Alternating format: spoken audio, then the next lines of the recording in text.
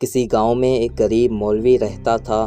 وہ اس چھوٹے سے گاؤں کی اکلوتی مسجد کا امام تھا اور نماز کے علاوہ گاؤں کے بچوں کو قرآن بھی پڑھاتا تھا، جبکہ اس کی بیوی گاؤں کے بچیوں کو مدرسہ پڑھاتی تھی، جس سے ان کا گزر بسر ہو جاتا تھا۔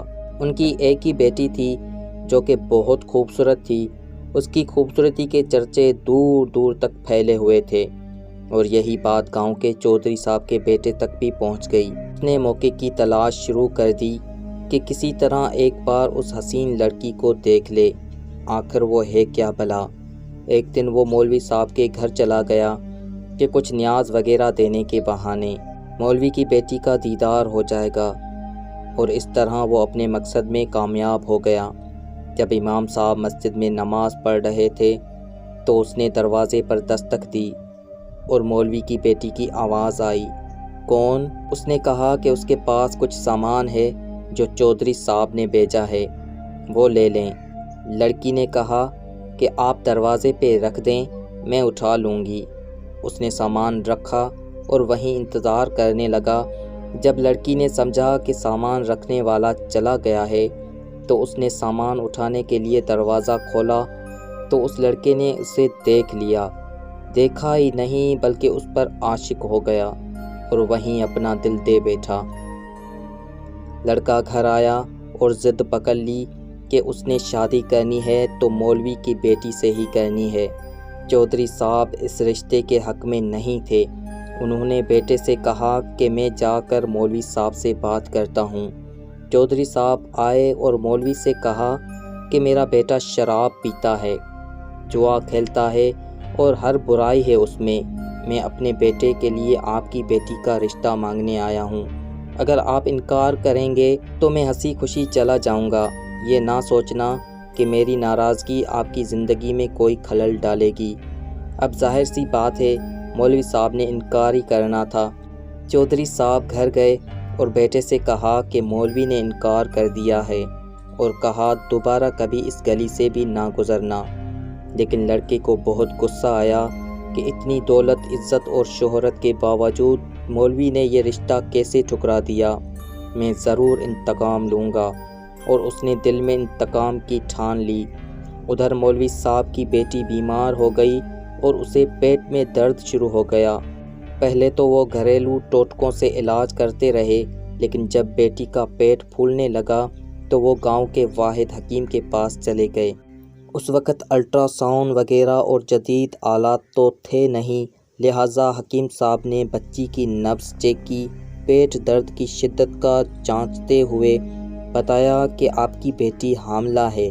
مولوی کے گھر میں تو جیسے کوہرام مچ گیا، ایک قیامت آن پڑی۔ مولوی نے بیٹی کو بہت مارا پیٹا کہ کس کے ساتھ منہ کالا کروا آئی ہے، کس کا بچہ ہے تیرے پیٹ میں۔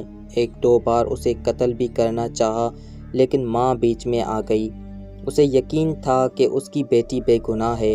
وہاں ان کی بیٹی بھی اس امتحان پر اللہ سے امید لگا کر بیٹھ گئی کہ اب کوئی معجزہ ہی اسے ناکردہ گناہ سے نکال سکتا ہے۔ ادھر چودھری کے بیٹے نے جب 2-3 بار مولوی کی بیٹی کو ہمراہ حکیم کے پاس جاتا دیکھا تو حکیم کے پاس چلا گیا۔ تھوڑی سی رقم ادا کی تو حکیم نے ساری بات اگل دی۔ چودھری کا بیٹا واپس آیا اور گاؤں کے میراثی کو کچھ رقم دے کر سارے گاؤں میں اعلان کروا دیا کہ مولوی کی بیٹی بغیر نکاح کیے حاملہ ہو گئی ہے۔ گاؤں کی عورتیں مولوی کے گھر آنے لگی اور پوچھنے لگی کہ ایسا کیا ہو گیا کہ بیٹی کو یہ گناہ کرنا پڑا، اس کی شادی کیوں نہ کروا دی، کس کے ساتھ منہ کالا کیا۔ غرض جتنے منہ اتنی باتیں۔ گاؤں کی پنچایت نے مولوی صاحب سے امامت واپس لے لی اور انہیں 1 ماہ کا وقت دے دیا کہ وہ اپنی رہائش کا بندوبست کسی اور گاؤں میں کر لیں۔ گاؤں والوں نے بھی اپنی بچیوں کو مولوی کی بیوی کے پاس بھیجنا چھوڑ دیا۔ ہر طرح سے مولوی صاحب پریشانیوں میں گھیرے جا چکے تھے، انہیں کوئی راستہ دکھائی نہیں دے رہا تھا۔ ایک دن وہ پریشانی کے عالم میں بیٹھے تھے کہ دروازے پہ دستک ہوئی۔ جا کر دروازہ کھولا تو سامنے ایک خوبرو نوجوان کھڑا تھا۔ اندر آنے کی اجازت طلب کی تو مولوی صاحب پریشانی کے عالم میں کچھ سوچنے لگے۔ لڑکا سمجھ گیا اور اپنا تعارف کروایا کہ میں آپ کا شاگرد، بچپن میں آپ سے قرآن پڑھا ہے، فلاں شخص کا بیٹا ہوں اور برابر والے گاؤں سے آیا ہوں۔ مولوی صاحب نے پہچان لیا اور اسے اندر لے آئے۔ اس نے اپنے آنے کا مقصد بتاتے ہوئے کہا کہ اسے معلوم ہوا ہے کہ آپ کی بیٹی کے ساتھ یہ ماجرا پیش آیا ہے۔ مزید بتایا کہ وہ شہر سے حکمت کا کورس مکمل کر کے آیا ہے اور گاؤں میں حکمت کھانا بنانے کا ارادہ رکھتا ہے، لیکن آتے ہی اسے اس بات کا علم ہوا تو اسے یقین نہیں آیا کہ یہ واقعہ سچ ہے اور وہ اس کا راز معلوم کرنے پہنچ گیا۔ مولوی صاحب کو بھی کچھ امید سی نظر آنے لگی۔ اس لڑکے نے مولوی صاحب کی بیٹی کی نبض دیکھی، کچھ تفصیلات پوچھی اور پھر کچھ سوچتے ہوئے مولوی صاحب سے ایک بکرے اور ایک کتے کا بندوبست کرنے کو کہا، جبکہ لڑکی کو دن کا کھانا کھانے سے منع کیا اور بھوکا رہنے کو کہا۔ اس کی بات پر عمل کرنا پڑا مولوی صاحب، اور کرتے بھی کیا، ڈوبتے کو تنکے کا سہارا۔ رات تک سارا بندوبست کر دیا۔ لڑکے یعنی حکیم نے گاؤں کے کچھ معزز عورتوں کو بھی بلوا لیا اور ان سے بکرے کا گوشت پکانے کو کہا۔ جبکہ گوشت پک چکا تو اس لڑکے نے لڑکی سے کہا کہ پیٹ بھر کر گوشت کھائے۔ لڑکی بھی صبح سے بھوکی تھی، جی بھر کر گوشت کھایا۔ جب لڑکی نے گوشت کھا لیا تو اس وقت تک محلے کے کچھ مزید لوگ بھی مولوی کے گھر کے باہر جمع ہونے شروع ہو گئے کہ یہ کیا ماجرا چل رہا ہے۔ اس لڑکے نے مولوی صاحب کی بیٹی کو بلوایا اور دوسرے کمرے میں لے گیا جہاں اس نے پہلے سے کتا ذبح کر کے رکھا ہوا تھا۔ اس نے لڑکی کو بتایا کہ جو گوشت اس نے کھایا ہے وہ اسی کتے کا گوشت تھا۔ بس پھر کیا تھا، لڑکی نے الٹیاں شروع کر دی اور جو کچھ کھایا تھا سب باہر آنے لگا۔ کچھ ہی دیر میں اس کے پیٹ سے الٹی کے ذریعے ایک مینڈک بھی باہر نکل آیا، جسے سب محلے والوں نے اپنی آنکھوں سے دیکھا۔ جیسے ہی مینڈک باہر نکلا، لڑکی کو کچھ سکون سا محسوس ہونے لگا تو وہ لڑکا کہنے لگا کہ اس لڑکی نے کسی ندی یا دریا کا پانی پیا تھا۔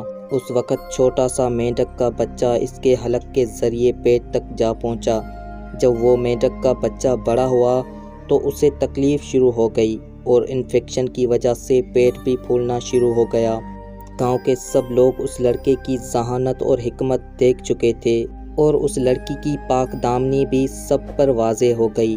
مولوی صاحب نے اس لڑکے کے اصرار پر اپنی بیٹی کا نکاح اس نوجوان سے کر دیا اور یوں وہ ہنسی خوشی اپنی زندگی بسر کرنے لگے۔